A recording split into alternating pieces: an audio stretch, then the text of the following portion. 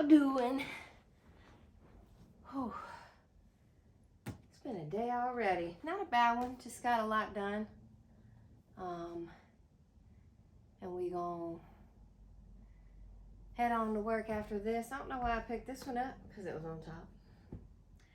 Oh, ADHD. Well, that was first. We're just gonna grab that. All right, y'all. Let's read a chapter together. This one is chapter 24. It's called The Lady Anne. Early in the spring, Lord W. and part of his family went up to London and took York with them. I and Ginger and some other horses were left at home for use, and the head groom was left in charge. The Lady Harriet, who remained at the hall, was a great invalid and never went out in the carriage, and the Lady Anne preferred riding on horseback with her brother or cousins. She was a perfect horsewoman, and as gay and gentle as she was beautiful. She chose me for her horse and named me Black Auster. I enjoyed these rides very much in the clear, cold air, sometimes with Ginger, sometimes with Lizzie. This Lizzie was a bright bay mare, almost thoroughbred, and a great favorite with the gentlemen on account of her fine action and lively spirit. But Ginger, who knew more of her than I did, told me she was rather nervous. There was a gentleman of the name Blanter staying at the hall. He always rode Lizzie and praised her so much that one day Lady Anne ordered the side saddle to be put on her and the other saddle on me. When we came to the door, the gentleman seemed very uneasy. "How is this?" he said. "Are you tired of your good Black Auster?" "Oh, no, not at all," she replied, "but I am amiable enough to let you ride him for once, and I will try your charming Lizzie. You must confess that in size and appearance she is far more like a lady's horse than my own favorite. Do not let me advertise you not to mount her. Do let me advertise you not to mount her," he said. "She is a charming creature, but she is too nervous for a lady. I assure you she is not perfectly safe. Let me beg you to have the saddles changed." "My dear cousin," said Lady Anne, laughing, "pray do not trouble your careful head about me. I have been a horsewoman ever since I was a baby, and I have followed the hounds a great many times, though I know you do not approve of ladies hunting. But still, that is the fact, and I intend to try this Lizzie, that you gentlemen are all so fond of. So please help me to mount like a good friend as you are." There was no more to be said. He placed her carefully on the saddle, looked to the bit and curb, gave the reins gently into her hand, then mounted me.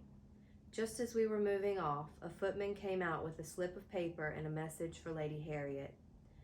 Would they ask this question for her at Dr. Ashley's and bring the answer? The village was about a mile off, and the doctor's house was the last in it. We went along gaily, though till we came to his gate. There was a short drive up to the house between tall evergreens.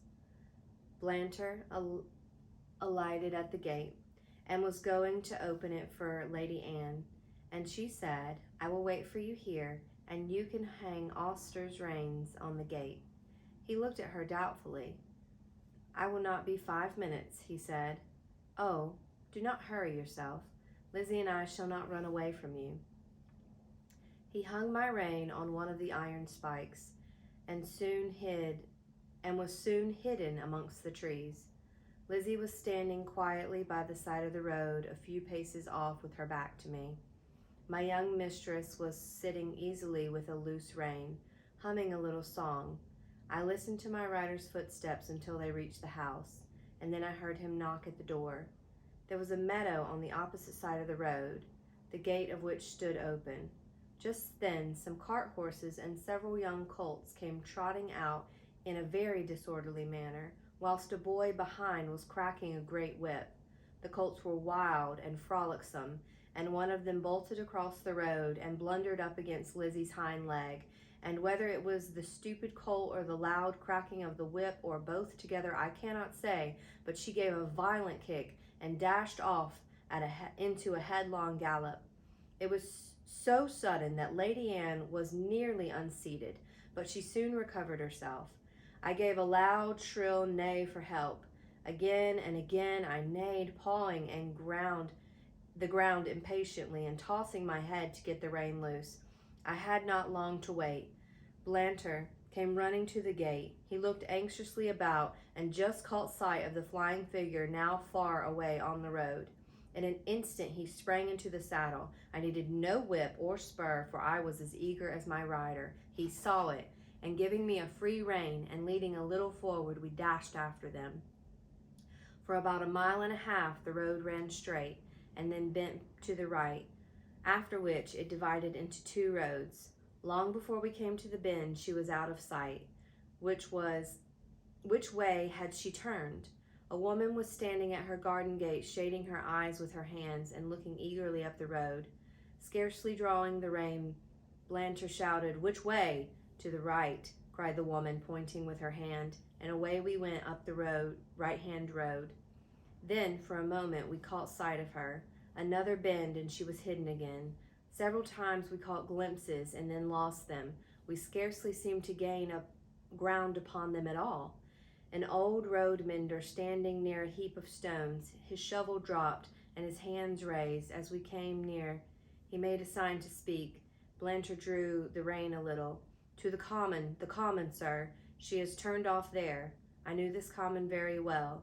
It was for the most part very uneven ground, covered with heather and dark green furze bushes, with here and there a scrubby old thorn tree. There were also open spaces of fine, short grass, with ant hills and mole turns everywhere, the worst place I ever knew for a headlong gallop. We had hardly turned on the common when we caught sight again of the green habit flying on before us.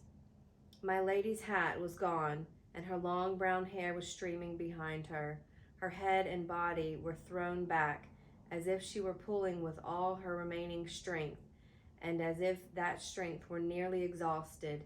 It was clear that the roughness of the ground had very much lessened Lizzie's speed, and there seemed a chance that we might overtake her. Whilst we were on the high road, Blantyre had given me my head, but now with a light hand and a practiced eye he guided me over the ground in such masterly manner that my pace was scarcely slackened, and we were decidedly gaining on them. About halfway across the heath there had been a wide dike recently cut, and the earth from the cutting was cast up roughly on the other side. Surely this would stop them, but no. With scarcely a pause, Lizzie took the leap, stumbling among the rough clods, and fell. Blantyre groaned, "Now, Auster, do your best." He gave me a steady rein. I gathered myself well together, and with one determined leap cleared both dike and bank. Motionless among the heather, with her face to the earth, lay my poor young mistress. Blantyre kneeled down and called her name. There was no sound. Gently he turned her face upward. It was ghastly white, and the eyes were closed. "Annie, dear Annie, do speak." But there was no answer. He unbuttoned her habit, loosened her collar, felt her hands and wrist, then started up and looked wildly round him for help. At no great distance there were two men cutting turf, who, seeing Lizzie running wild without a rider, had left their work to catch her. Blantyre's halloo soon brought them to the spot. The foremost man seemed much troubled at the sight, and asked what he could do. "Can you ride?" "Well, sir, I bean't much of a horseman, but I'd risk my neck for that Lady Anne. She was uncommon good to my wife in the winter." "Then mount this horse, my friend. Your neck will be quite safe, and ride to the doctor's and ask him to come instantly. Then on to the hall. Tell them all that you know, and bid them send me the carriage with Lady Anne's maid and help. I shall stay here." "All right, sir, I'll do my best, and I pray God the dear young lady may open her eyes soon." Then, seeing the other man, he called out, "Here, Joe, run for some water, and tell my missus to come as quick as she can to the Lady Anne." He then somehow scrambled into the saddle, and with a gee up and a clap on my sides with both his legs, he started on his journey, making a little circuit to avoid the dike. He had no whip, which seemed to trouble him, but my pace soon cured that difficulty, and he found the best he could do was to stick to the saddle and hold me in, which he did manfully. I shook him as little as I could, but once or twice on the rough ground he called out, "Steady, whoa, steady."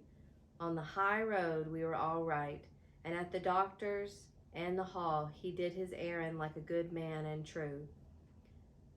They asked him in to take a drop of something. No, he said. I'll be back to 'em again by a short cut through the fields and be there for the carriage. There was a great deal of hurry and excitement after the news became known.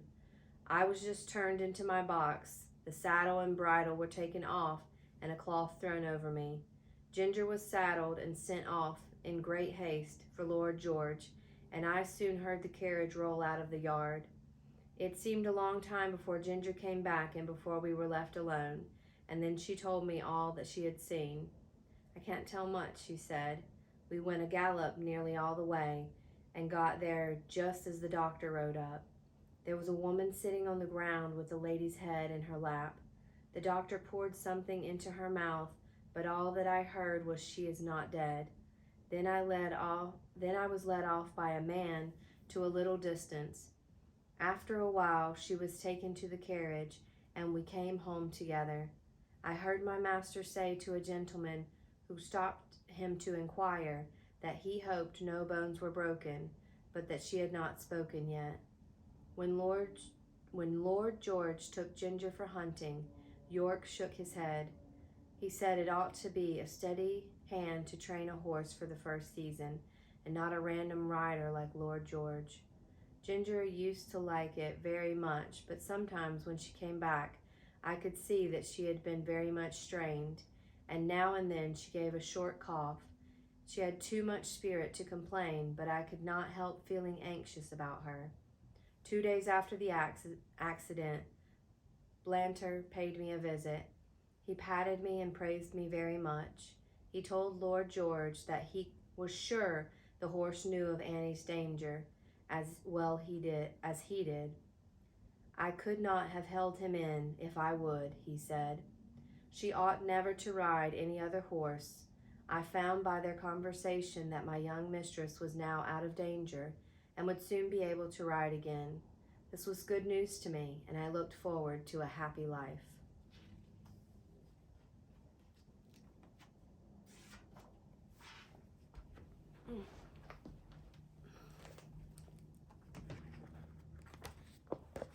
I started here.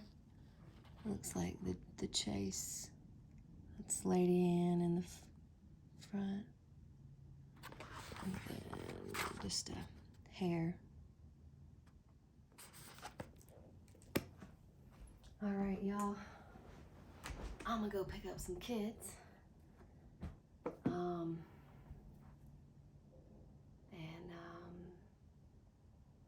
Yeah, maybe spend some time reading this afternoon. Still working on this one. Like I said, I bought a new one, made way on it a little bit. Returning it to my friend soon-ish. We'll see how long it takes. But it's good. It's really good. I'm still loving how the author presents the way that the main character thinks. And you can tell, through the writing, her thoughts, how she repeatedly thinks something or how she repeats something in her head. And it's interesting. I'm really enjoying it. The list of things that will not change. Anyway, hope you have a day.